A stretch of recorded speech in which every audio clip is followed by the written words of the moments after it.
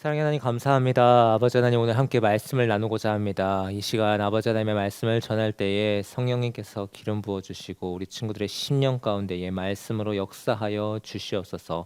감사합니다. 주여 말씀하옵소서. 주의 종이 듣겠나이다. 거룩하신 예수님의 이름으로 기도드립니다.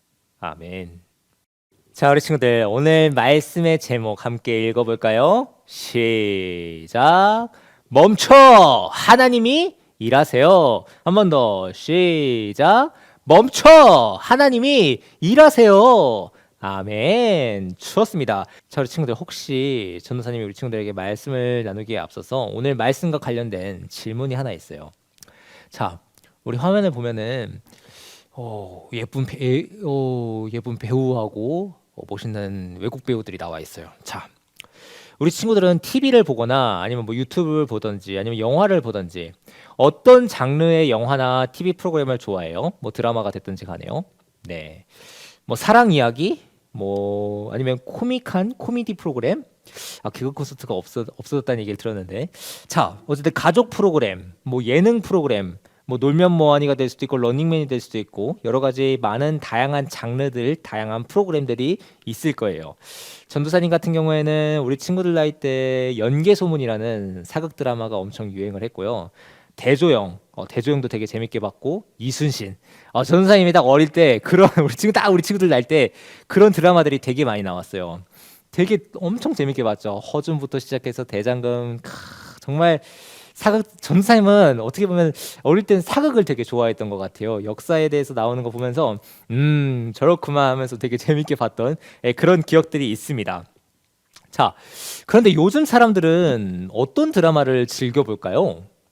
자, 참 이상하게도 뭔가 좀 이렇게 희망적이고 따뜻한 그런 느낌의 드라마나 TV 프로그램을 보지 않을까 싶은 생각도 해봤지만 교통사고, 기억상실, 살인, 납치, 계모, 후계자 경합, 경영권, 재별 며느리, 모든 비밀을 알아채는 능력을 소유한 극단적인 악녀, 아니면은 구박받는 착한 여자, 운명의 뒤바뀜이 쉴 새 없이 펼쳐지는 곳, 김치 싸대기, 그것이 바로 막장 드라마예요. 요즘은 막장 드라마가 너무 유행을 해요. 눈 밑에 점만 찍고 나타나면 다른 사람이에요. 아무도 못 알아봐요. 짧은 머리였던 사람이 긴 머리를 하고 휠체어를 타고 나타나니까 아무도 못 알아봐요. 그런데 더 웃긴 거는 아니 엄마랑 아빠가 막 바뀌고 내 부모님이 바뀌고 막 별의별 진짜 드라마가 엄청 많이 나오죠. 자, 그런데 거기에는 꼭 이런 얘기가 나와요. 착한 역할, 정말 세상 물정 아무것도 모르고 정말 그냥 백지같이 순수한 사람이 나오는데 어떤 사람 딱 상대편은 너무 악해. 우리가 보기에도 야 어떻게 저런 사람이 있냐 하면서 눈 하나 깜짝하지도 않고 저렇게 악한 일을 하나 할 정도로 엄청나게 악한 사람이 나와요. 그래서 선과 악의 대립구도가 발생해요. 그런데 이 세상이 참 어떻게 보면 약간 현실과도 비슷하니까 그런 것 같은데 착한 사람은 맨날 악한 사람한테 당해요. 그래서 착한 사람은 맨날 손해보고 맨날 힘든 일을 당하고 억울한 일을 당하면서 그런데 또 막 그 억울한 일 가운데에서 선한 사람은 또 막 아니야 내가 더 잘해야지 하면서 막 또 바보같이 막 그렇게 행동하니까 사람들은 보면서 어떻게 저렇게 막 빨리 복수를 해야지 저 악한 사람이 빨리 그냥 몰락하는 걸 봐야 되겠어 하면서 사람들이 막 그 게시판에 찾아가 가지고 빨리 저 나쁜 놈 빨리 망하게 해주세요 하면서 게시판에 가서 글을 쓰는 사람들도 많이 있다는 거를 전사님이 뉴스를 통해서 봤어요. 뉴스에 그런 뉴스들이 많이 올라왔더라고요. 자, 사람들은 이런 걸 보면서 나쁜 사람을 보면서 욕하기도 하고 착한 사람을 보면서 답답함을 느끼기도 해요. 고구마, 빨리 사이다 주세요 하면서 하다가 극중에서 통쾌한 막 복수의 장면이 나오면은 사이다다 사이다 하면서 막 엄청 좋아하기도 하고 우리 친구들도 혹시 그런 경험들이 있나요? 아니면 할머니나 엄마나 아빠나 다른 친구들이 보는 그런 모습을 본 친구들도 아마 있을 거예요. 자, 만약에 선한 사람이 복수도 하지 않고 악한 사람이 이기었어요. 그래서 새드 엔딩으로 끝나요. 그럼 사람들은 그 드라마를 뭐라고 평가할까요? 엄청 욕할 거예요. 가가지고 엄청 뭐라 그럴 거예요. 사실 이게 사람들이 이만큼 열광하는 거는 이 현실 세계에서 그런 것이 잘 안 되기 때문에 이 드라마상에서 악한 사람들이 망하는 것, 재벌들이 망하는 것, 착한 사람들, 선하게 사는 사람들이 잘 되는 모습들을 보면서 카타르시스, 정말 통쾌하다는 생각을 많은 사람들이 느끼는 것 같아요. 그 감정을 느끼는 것 같아요. 전도사님도 예전에 드라마 같은 걸 보면은 나쁜 사람들 있잖아요. 악당. 예를 들어서 조선시대만 보더라도 우리나라 사람들이 이렇게 있어요. 그런데 일본 사람들이 와가지고 막 쳐들어와가지고 왜구들이 막 우리나라를 공격해요. 그런데 우리나라 사람들이 나아가서 이순신 장군이 나아가서 그 사람들 다 죽여요. 나쁜 놈들을 다 이겨요. 물리쳐요. 그런 모습들 보면 어때요? 통쾌하죠. 기분이 좋죠.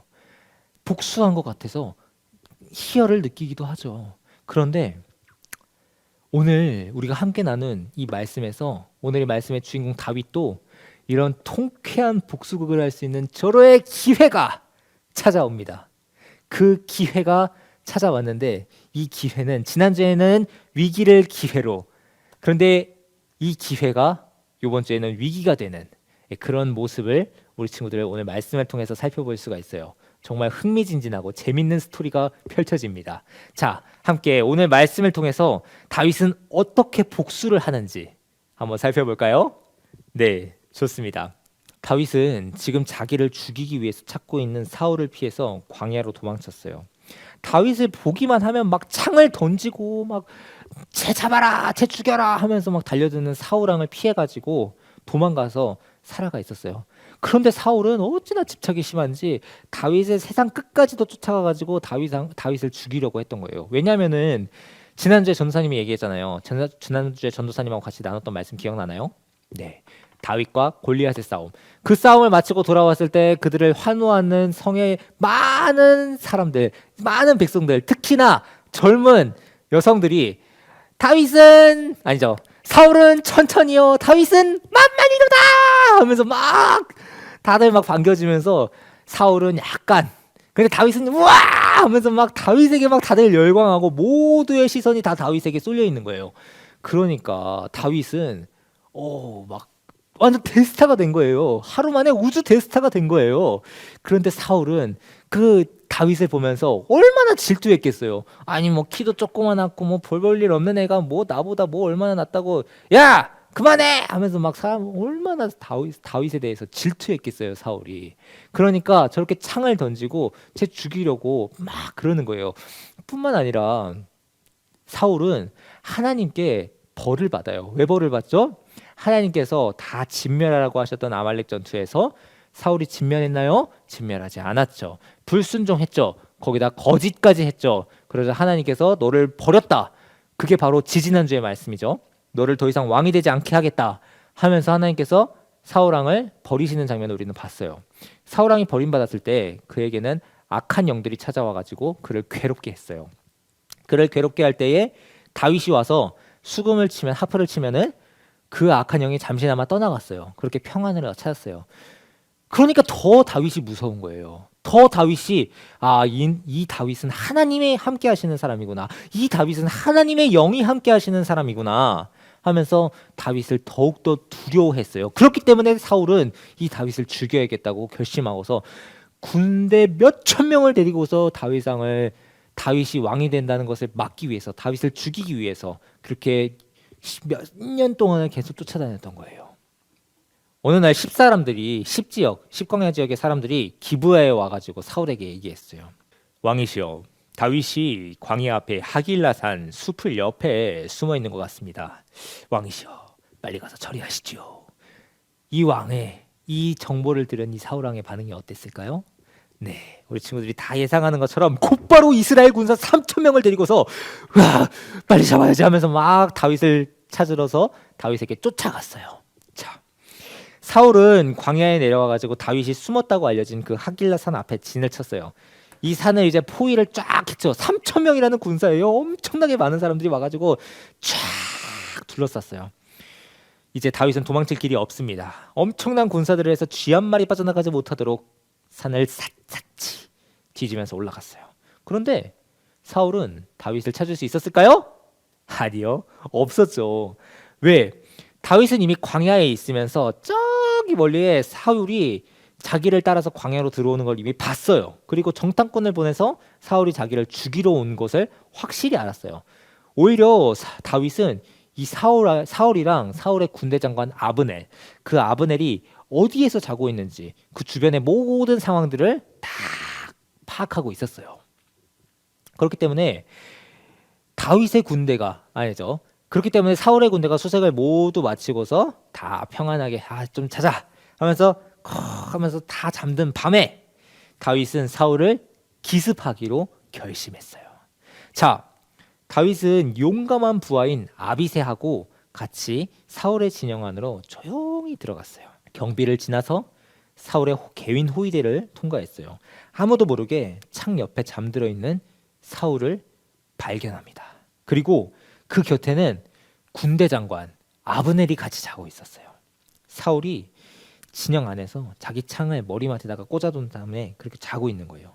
이제 다윗은 그렇게나 자기를 싫어하고 그렇게나 나를 십수년 동안 쫓아다니면서 날 죽이려고 했던 그 사울을 이제는 죽일 수 있는 절호의 기회가, 드디어 우리가 기대하던 사이다를 마실 수 있는, 사이다 한 모금을 쫙 마실 수 있는 그런 기회가 찾아온 겁니다. 이제 아비새가 다윗에게 속삭이면서 이렇게 얘기해요. 대장, 절호의 기회입니다. 대장, 지금이 하나님의 원수 사울을 없애버릴 기회를 하나님께서 주신 거예요. 제가 처리할게요. 저 창으로 한 번만, 두 번도 아니에요. 한 번만 찌르면 됩니다. 하지만 다윗이 대답했어요. 아니야, 아비새야, 손대지 마라. 하나님께서 세우신 왕이다. 그를 죽이는 건 우리의 일이 아니야. 하나님께서 그를 언젠간 반드시 치실 거야. 아비새, 오늘 우리는 창과 물병만 가지고 간다. 이 아비새는 이렇게 얘기하는 다윗의 말을 이해할 수가 없었어요. 아니, 이 위험을 무릅쓰고서 내 목이 달아날 수도 있는 이 위험을 무릅쓰고서도 엄청난 6,000명의 아니 3,000명의 군사들을 물리치고서 해가지고 겨우겨우 왔는데 이렇게 이 한 사람 때문에 우리가 10년 엄청나게 긴 시간 동안 도망 다녔는데 지금 죽이면 되잖아요. 왜 안 죽여요? 하면서 눈앞에 이 복수할 수 있는 이 기회가, 절호의 기회가 다시는 오지 않을 것 같은 이 기회가 왔는데 다윗이요, 왜 그러시나이까? 아비새는 이해가 되지 않았을 거예요. 결국 아비새는 눈앞에 적을 죽일 수 있는 이 절호의 기회를 포기하고 다윗의 명령을 따라서 창과 물병만을 챙겨서 사울의 진영을 빠져나옵니다. 다윗은 사울의 군대가 따라잡을 수 없을 정도로 상당히 먼 산 꼭대기에 가서 멈췄어요. 그리고 아직도 잠을 자는 사울의 군대 장관인 아브넬의 이름을 큰 소리로 불렀어요. 아브넬아! 아브넬이 놀라서 잠에서 깼습니다. 다윗이 다시 큰 소리로 아브넬과 군사들에게 들리도록 말했어요. 너희는 너희 왕을 보호해야 할 임무를 맡고 있는데 아무도 자느라 왕을 보호하지 않는구나. 오늘 한 사람이 너희 왕을 죽이러 갔었다. 사울이 깜짝 놀라서 다윗이 벌떡 일어났어요. 그리고 물었어요. 다윗아, 네 목소리냐? 네, 접니다. 왕이여, 이것을 보십시오. 다윗은 자신이 훔쳐온 창과 물병을 높이 들면서 말했어요.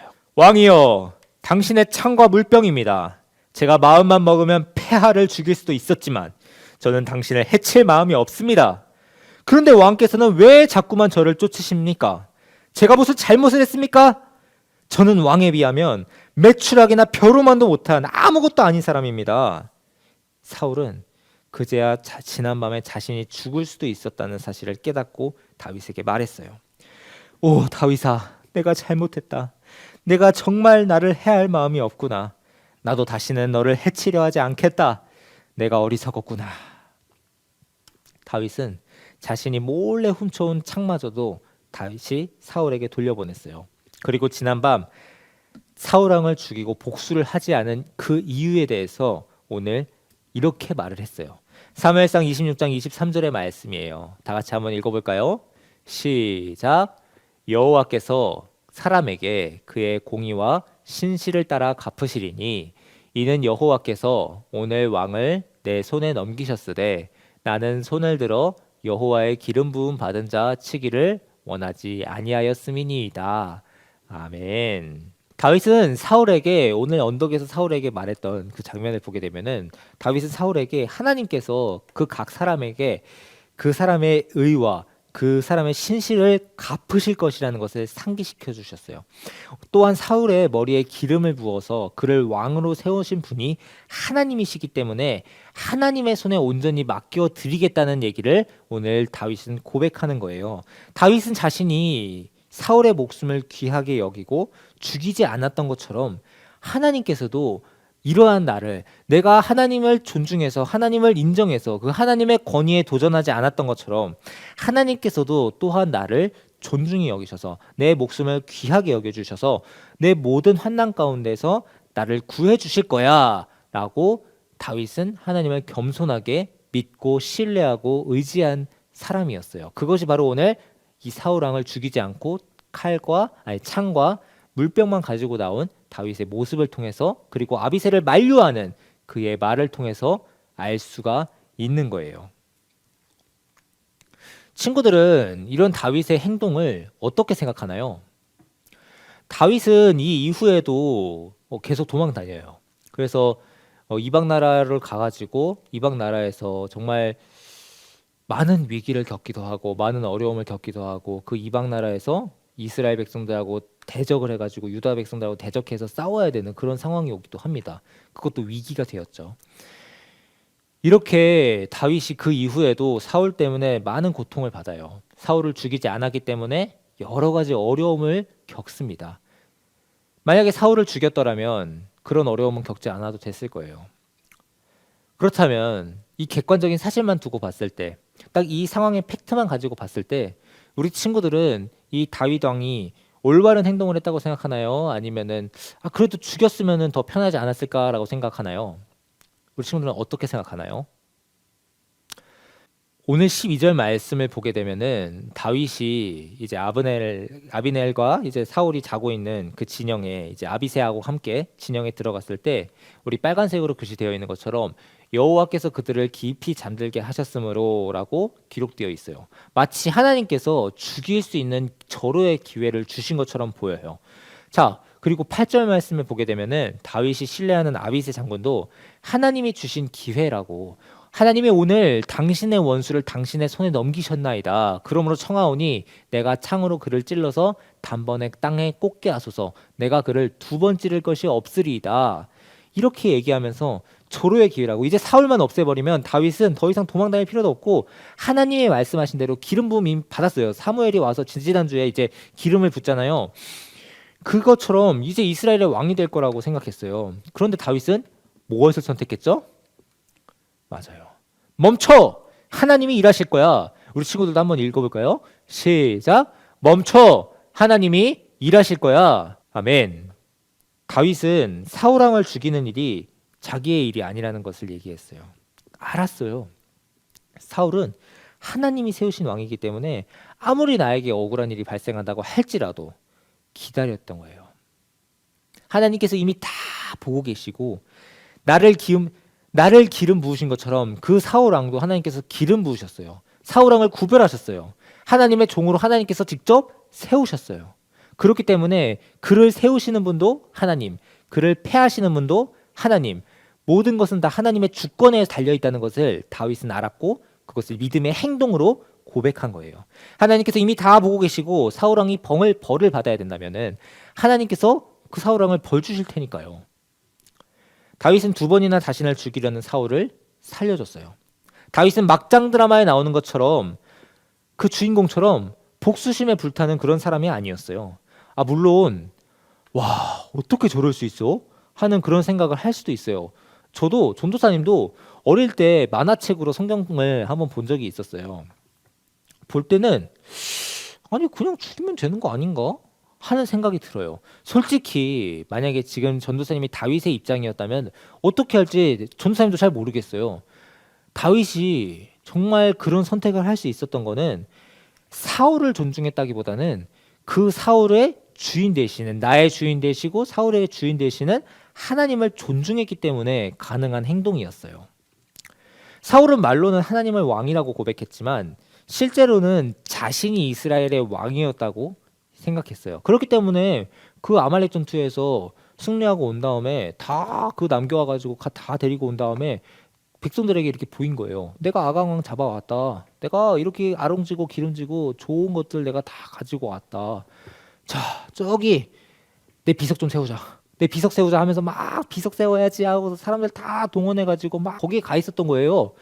그때 사무엘을 하나님께서 사무엘 선지자를 보내셔가지고 사울을 책망하시고 너를 패하겠다라고 하시는 거고요. 이런 교만한 왕이었기 때문에 자기 눈에 거슬리거나 나보다 더 높아지는 것 같다 싶으면은 죽이려고 했던 거예요. 그렇기 때문에 다윗을 십몇 년 동안 쫓아다니면서 죽이려고 그렇게 계속해서 힘들게 고통스럽게 했던 거죠. 이런 사울하고는 다르게 다윗은 자신의 인생이 내 인생의 참 왕이 하나님이라는 사실을 나의 소망은 예수님인 것처럼 다윗에게는 나의 소망은 하나님, 하나님뿐이에요 하면서 그렇게 살아갔던 거예요. 내가 힘들고 내가 괴롭고 내가 어렵고 내가 너무나도 고통스러운 상황 가운데서 다윗은 시편을 작성하면서 그래 그렇지만 하나님은 나와 함께 계셔. 여호와는 나의 목자시니 내가 부족함이 없으리로다. 그분께서 나를 푸른 풀밭에 누이시고 나를 쉴만한 물가로 인도하시니 내가 두려울 것이 무엇이 있냐. 내가 사망의 음침한 골짜기로 다닐지라도 내가 두려워하지 않을 것은 주께서 나와 함께 하심이라. 주의 지팡이와 주의 막대기가 나를 안위하신다.